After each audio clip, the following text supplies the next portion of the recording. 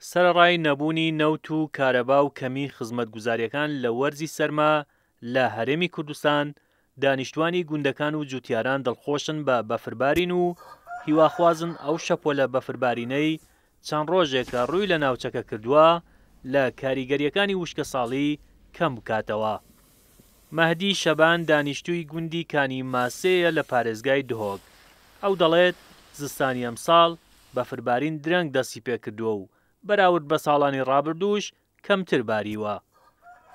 ساڵە بەفر تاخیر بوو، طبعا هەر ساڵ ڤحینی گەلە بەفر الڤێرێتۆت منطقەمە یۆ بەرنیۆسە بەفر و بۆرانە بەس وان ساڵە بەفر کێمتێن و ساڵە ژێڤەش چلە دەست پێک و چلای حەتۆنی کە نە بەفر نە بۆران نەهاتنە ئەڤە بەفر و ئێکیە تێتن ئەو ژی نەگەلەکە احتیمالە 10-15 سانتیمەکی بن زێدەتر نینە. دانیشتوانی گوندەکانی دهۆک ئاماژە بەوە دەکەن باران و بەفربارین سەرەڕای بوژاندنەوەی کانیا و ڕووبارەکان دەبێتە هۆی لە ناوچوونی مێرووە زیانبەخشەکان و لەو ڕوەشەوە سوودی بۆ باخ و زەویە کشتوکاڵیەکانیان دەبێت.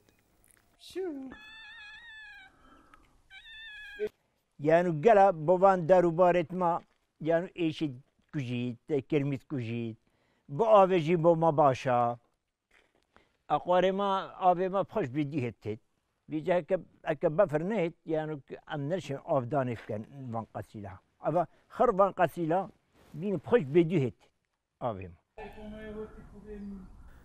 بەفربارین لە سنوورەکانی دهۆک جگەلەوەی سوودی بۆ زەویە کشتوکاڵیەکان دەبێت، کاریگەریشی لەسەر کەمبوونەوەی هێرشەکانی تورکیا لەو ناوچەیە داناوە. وەک سەرۆکی ئەنجومەنی گوندی دێریشکێ دەڵێت بەهۆی بەفربارین جموجۆڵی فڕۆکە جەنگیەکانی تورکیا لە ئاسمانی ناوچەکە کەم بووەتەوە و تا ڕادەیەک مێشکیان لە دەنگی بۆردومان و تۆباران ئاسوودە بووە. ڕاستی وەختێ بەفرژی تێ شەڕ پیچەکێن بن دەنگی توپ و تایۆرە و ئەڤۆنۆ کێن بیتن حرەکەت نینە پیچەیان بێنەخوا دەنج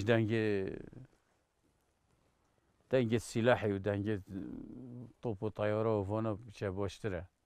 بەفربارینی ئەم جارە جگە لە ناوچە شاخاویەکانی دهۆک زۆربەی ناوچەکانی هەرێمی کوردستانیشی گرتووەتەوە و بە پێی پێشبینیەکانی کەشناسیش تا ڕۆژی هەینی بەردەوام دەبێت.